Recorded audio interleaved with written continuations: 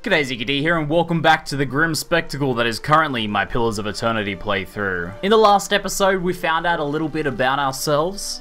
We took a little bit of an inwards time for reflection and learned that we are what's known as a Watcher, and this is the explanation given behind our otherworldly visions that we've been having. Now we have a bit of an idea of some things that we can chase up, some leads for more information. One of such is heading towards the east, I believe, to go to Caed Nua and speak to a particular gentleman there who might be able to give us some more information. One Meerwald.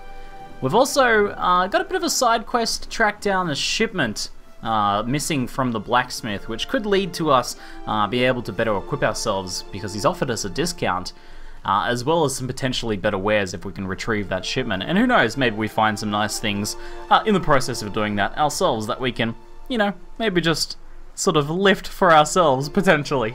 I have a few things I'd like to check out in town. I'd like to have a bit of a poke around, maybe potentially get a little bit more supplies, because it looks like quite the journey. And I may also have some things I want to attend to in Valewood. You seem to recall that we left a brown bear there that I may wish to return to and investigate further. So I'll have a bit of a poke around town, see what I can find out, and then we'll get ready to head out. I have received confirmation that Lord Radric's heir was not born well. My lord has issued an injunction on all new homesteads until he can be assured that the village has been cleansed of all Eothasians and whatever other undesirables that have brought this curse upon his lands. So the guy's not very happy about the fact that the birth of his child didn't go well. Very understandable, but it seems like he's a very superstitious guy and is taking this out on the town in general. It would be best if you left town as soon as possible. I would suggest returning to your old home. There will be no place for you here. You may stay at the inn until you can make the necessary arrangements, but I would not advise remaining long. I expect Lord Radric will be most thorough in his efforts to purify this place. Interesting.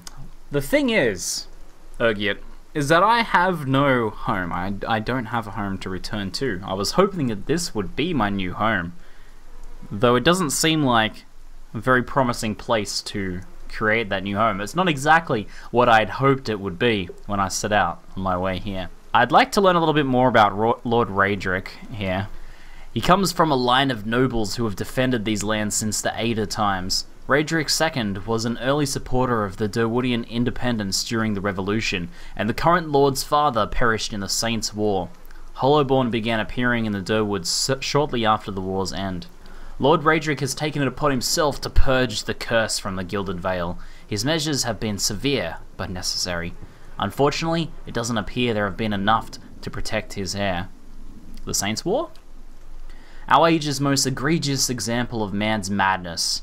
15 years ago, the people of Reed Saras decided the Waidwen, their living saint, was the literal incarnation of the god Eothas. This supposed saint took it upon himself to liberate the Durwood, supposedly from his allegiances to the less worthy gods, but I've never known an army to conquer a land for its people's own good. The war lasted about a year, but you can guess what that year did to the worship of Eothas in Durwood. Lord Radric's forebears had all been Eothasians, but after his father fell defending us from these fanatics, he personally saw that the temple of Eothas here in town was shut down. He points at a few ruined walls near the tree. That explains what this was all about here. It's funny that the tree has sort of grown up in the ruins there, though it doesn't look particularly alive. If you have any other questions, don't hesitate to ask. It is important that everyone in Gilded Vale understands our rules. I'd like to express my frustrations to him. This is a little bit outrageous. We were promised land here on the cheap. Then you should have no problem continuing on. Trust me when I say it would be best if you were not here when Lord Radric's men are dispatched from his hold. They will be looking for anyone who might have brought the legacy upon us, whose very presence might have polluted his wife's womb. They will extinguish all possibilities. Well, being a moon godlike and being a cipher, I can imagine I would be first on the list for purification. Is there anything else you can tell us about Gilded Vale? We're a frontier village, as are most settlements in the Durwood. Gilded Vale hasn't grown much since its establishment in the colonial days, and the last 15 years have seen our population shrink further. He takes his ramshackle. He takes in the ramshackle houses and half-fallen fences. Hence our recruitment of fresh settlers. That doesn't go on so well though. Hello, snorts indeed. So, tell me a little bit about the ruins behind the tree. I'm curious about this. That's what's left of the Temple of Eothas, his lips pucker. Lord Raedric forbade worship of the dead god after the Saints' War.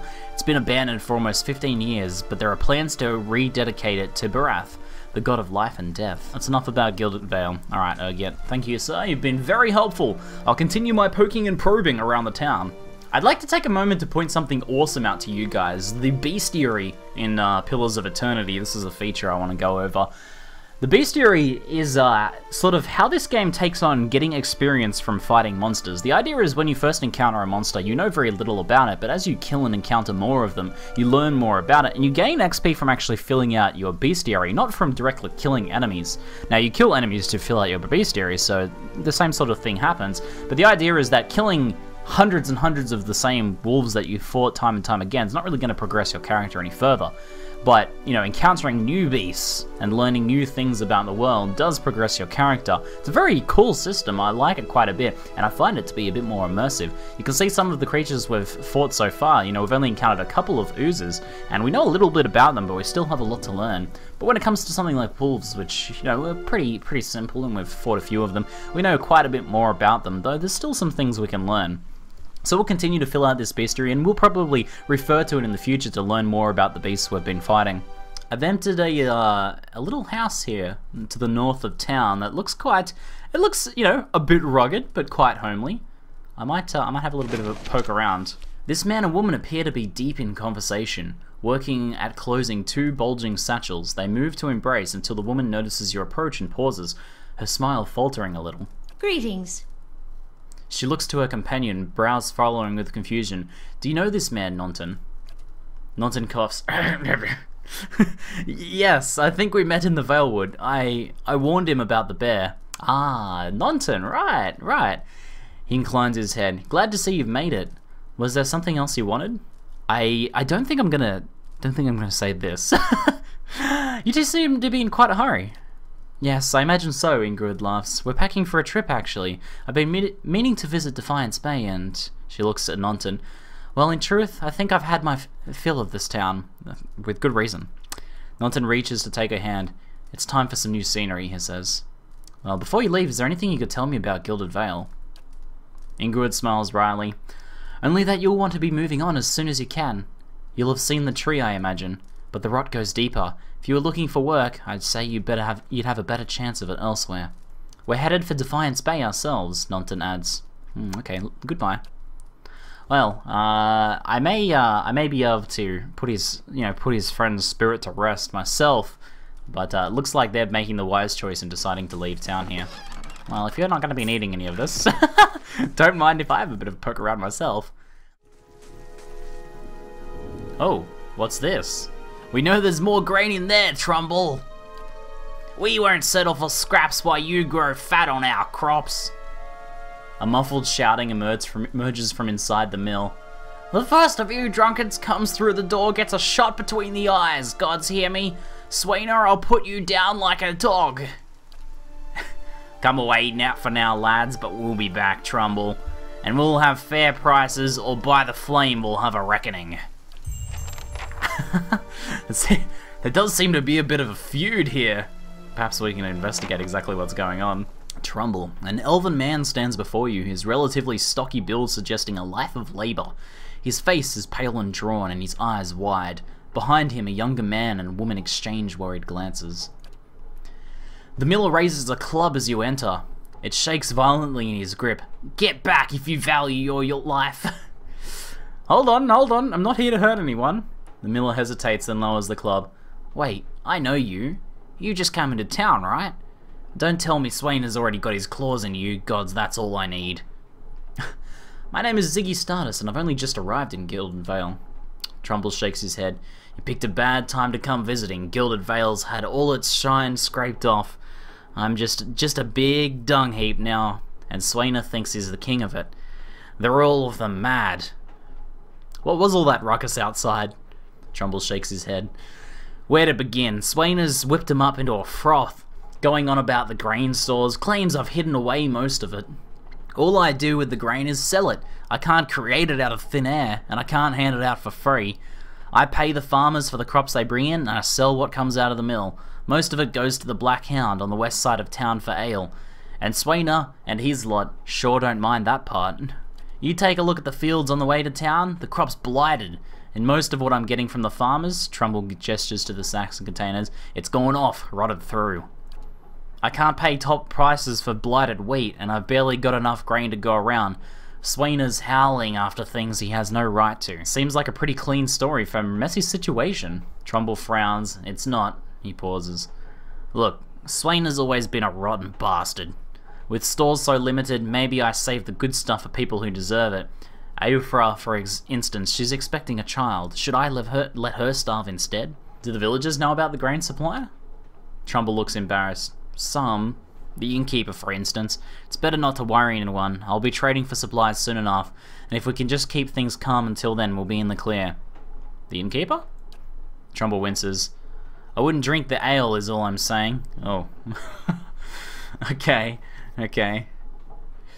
Maybe I ought to go have a talk with Swainer then, see if I can help out. The miller all but sags with relief. I'd be grateful if you did.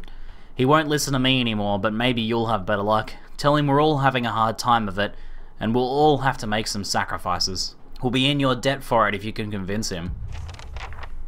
Interesting.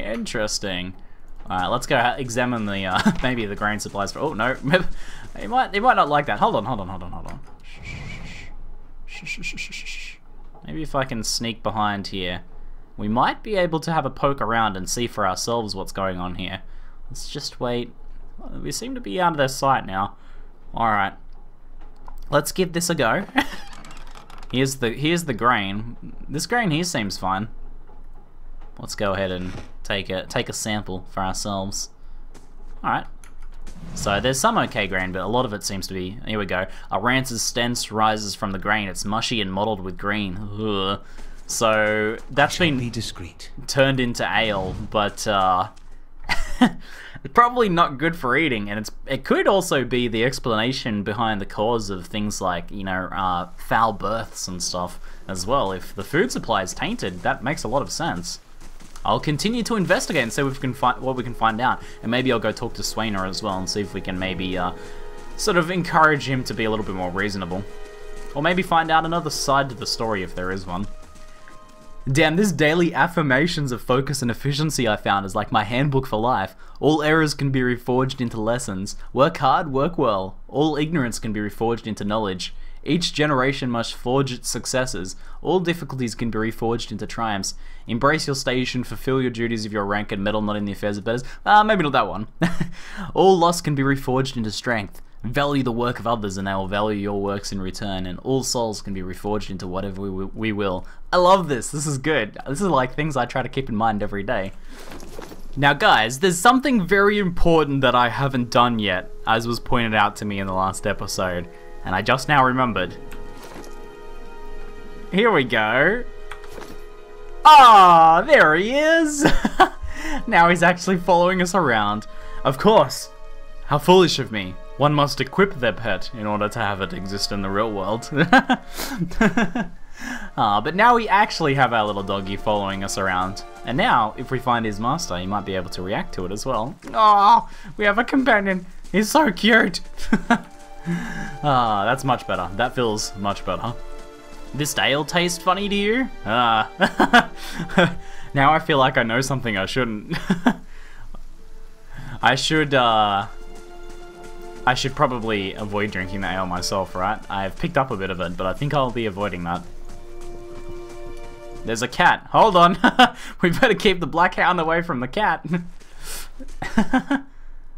Alright, they seem friendly with each other, luckily. Alright, let's talk to Aufra here. A Derwoodian woman is standing in front of a fireplace. I believe... Did we hear that she was... Yeah, she was pregnant. Humming a quiet tune to herself, or perhaps to her unborn child, for she is clearly quite pregnant. She turns her head slightly as you enter. How do you do? Well, finally, I was starting to think... The woman makes a startled noise once she turns around and sees you. Oh, I'm sorry, I was expecting someone else. She gives you a cautious smile. Can I help you? I think I know something about this. Nice cat. She smiles brightly. Oh, thank you. She's a sweetheart. Keeps the house clear of mice, too.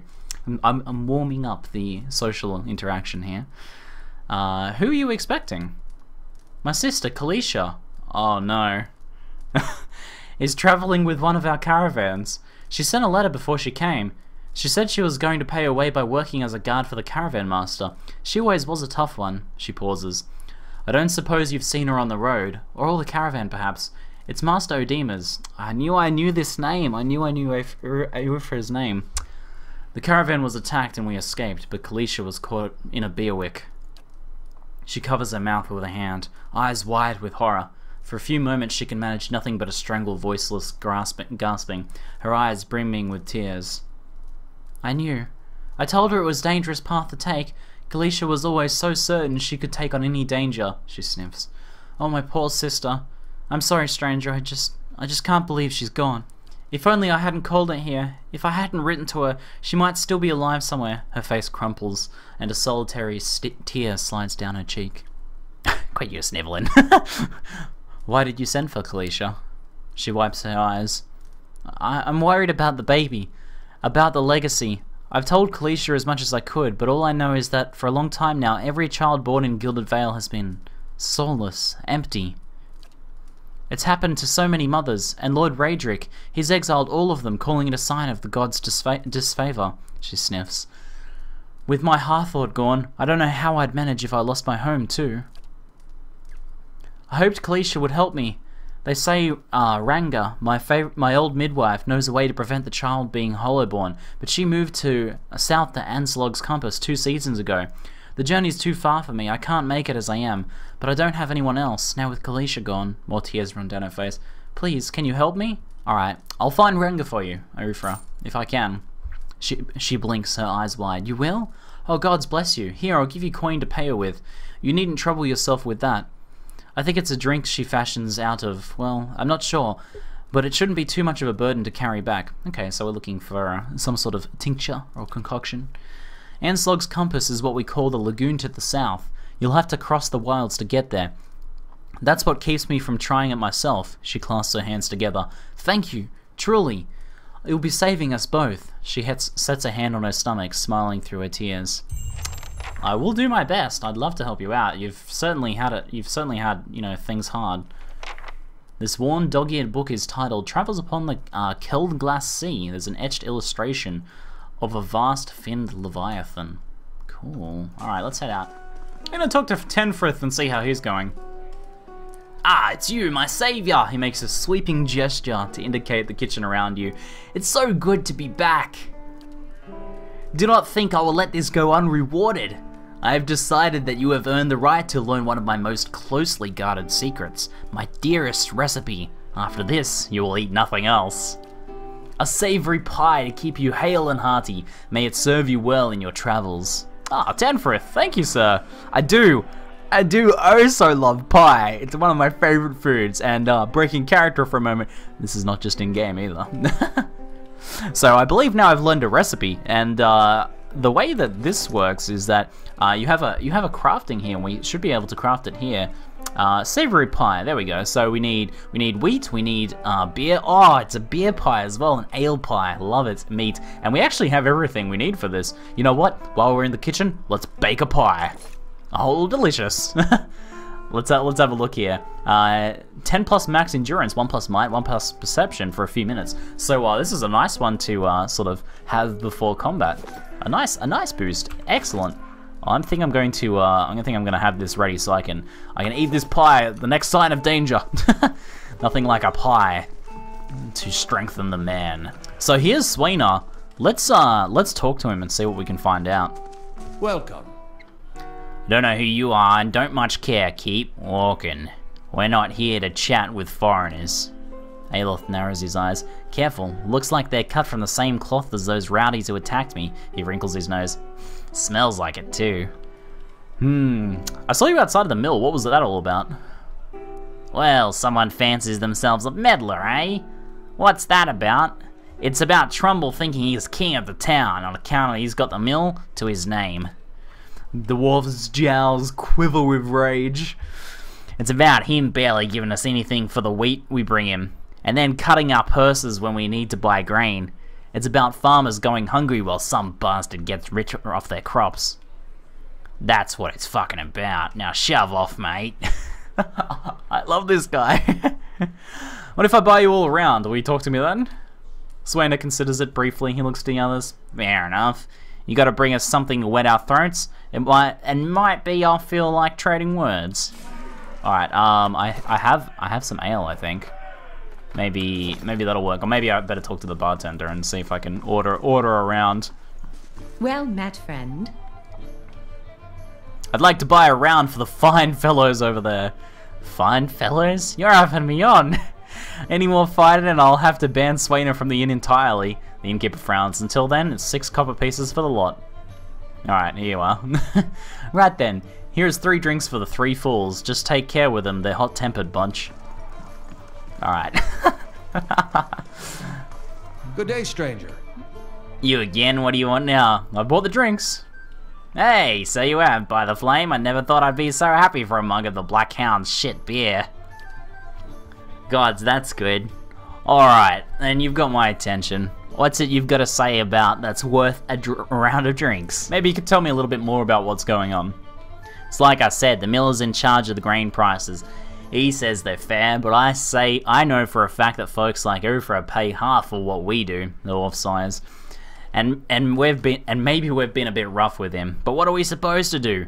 We can't keep paying. We're gonna starve.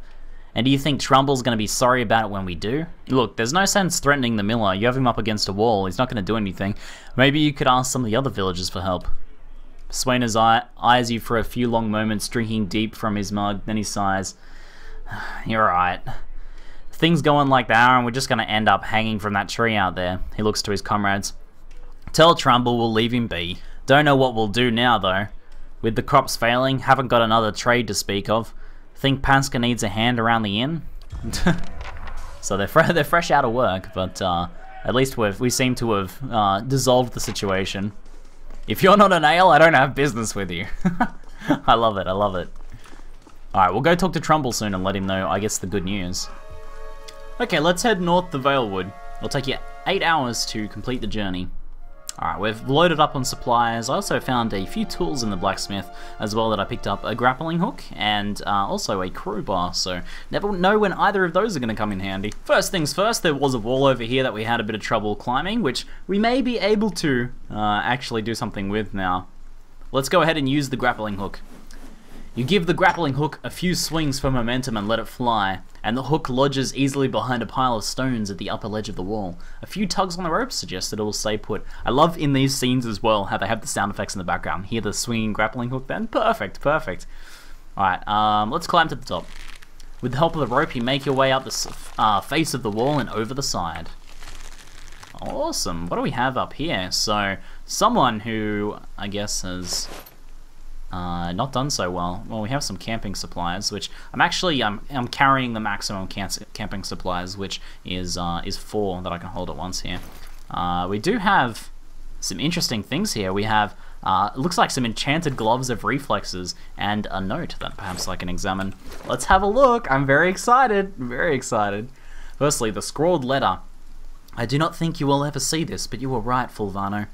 We should have journeyed south together and been safer for it. I would tolerate all of the gloating in the world if I might live to hear it. I have put myself out of reach of the beasts circling below, but I am done for all the same. I do not think I will rise again. Whoever finds this, pray for me. Perhaps in the next life I shall be a trapper of wolves. Ah, the wolves we put down below the wall here had sort of trapped him. He scrambled up to the top and was trapped and I guess eventually just died of exposure to the elements and starvation. Well then, I suppose the only thing I can do is honor him by putting his gloves to good use. Though never famed as he would claim, the valiant explorer Fulvano was known as an eccentric who wished to see the world. Where possible, he travelled by foot to gain a local's appreciation of the sight, sound and smells of the land he passed through. In practice, however, Fulvano often claimed that his explorations proved only that the world outside of Valian republics was a foul, smelly place that paled in comparison to his homeland. So he was an explorer, but not very fond of most of the places he found. These gloves are said to belong to Fulvano, who often found himself in need of some protection as he climbed harsh terrain or maneuvered through forests. While thick enough to provide some warmth, they are meant first and foremost to be flexible enough to not hinder delicate tasks. So with the aid of these gloves, I guess he was able to scale the wall that we had trouble with. I think reflexes someone more helpful for someone dealing with more melee combat, which is more oriented at me, so I think I'll go ahead and equip this. And this is not just greed speaking, though maybe a little. Let's go ahead and equip those. So that brings our reflexes up nice and high as well. 47 total reflexes over there. A very, very nice find. And we have a few little plants to scoop up here as well. Some blood moss and things. Alright, looks like we can head back down now. Poor doggy couldn't make it up. From the edge of the wall, you can see an old cobblestone road turning south and patchy trees of the Valewood. Your grappling hook and rope are still here, allowing for a relatively easy descent. Climb down. You swing yourself over the side and pick your way back down to ground level.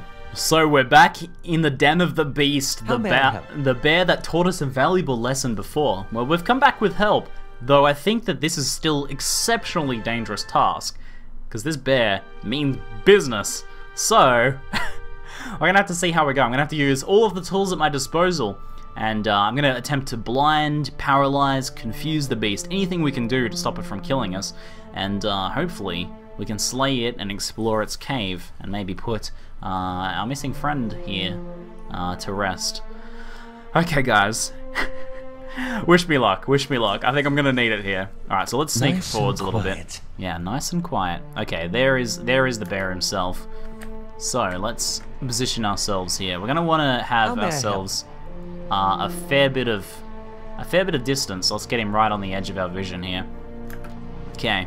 I don't know if our little doggy is gonna get in the fight or if he's gonna do the smart thing and retreat. I hope he doesn't get himself killed. Okay. Let's give this a go. Yes.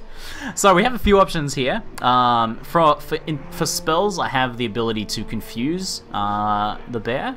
And I also have this one, which can decrease his will and leave him dazed, which could be fairly helpful. I think, though, a paralysis is probably the best way for me to begin. So I actually have the ability to paralyze him.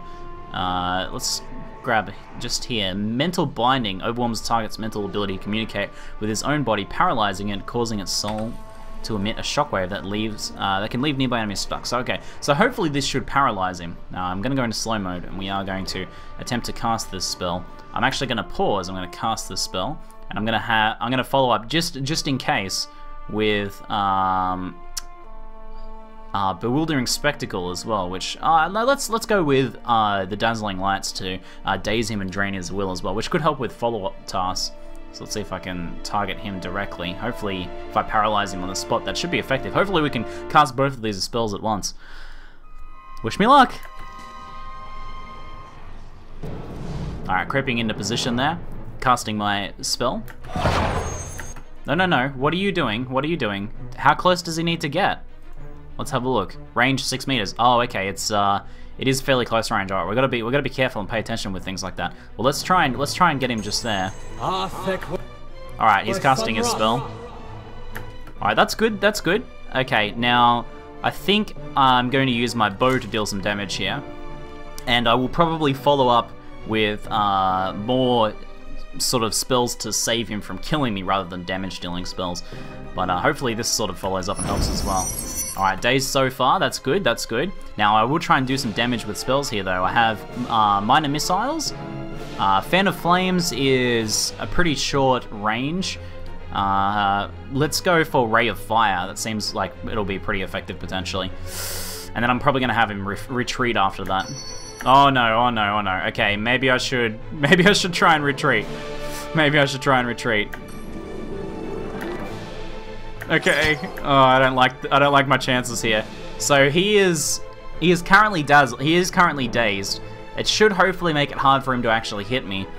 I don't know, guys. I don't know. Alright, but let's see if I can confuse him now. Hopefully that'll help. Yes, excellent. Alright, that seems to have scared him off as well. Alright, this is good. Fan of Flames might be a bit of overkill. Let's go for the ray, the fire ray here as he retreats. It's going to take me a while to be able to cast that spell. Alright, I'll continue building up focus. Alright, can I get the Fan of Flames casting? It's getting ready to cast. How is he going for status effects? Still 8 seconds of daze there. I can potentially try and blind him myself. We'll do that when he's about to attack. Alright, for now we'll keep attacking ourselves. Alright, well, hold on. Alright, let's try and blind him now since he's coming into melee. Will be on seek. I took a hit. Okay, he's starting to take some damage from fire. Switch over to my melee weapons. And I may wish to take a potion of endurance here so that I can hopefully survive the bear's assault. Alright, the fire was somewhat effective. He's still channeling it. It's gonna mean a lot of damage. I've taken some more damage myself. Alright, we're gonna go back to attacking ourselves now. How is the bear doing? The bear is badly injured. Continue burning him down. Continue burning him down. Yes! There we go. There we go. Overwhelmed.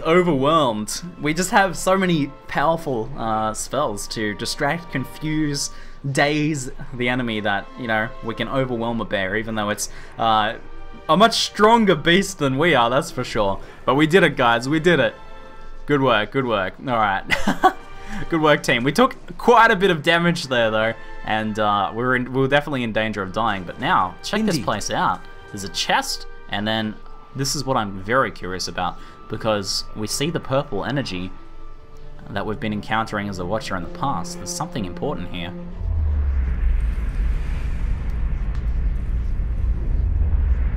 Lost Spirit.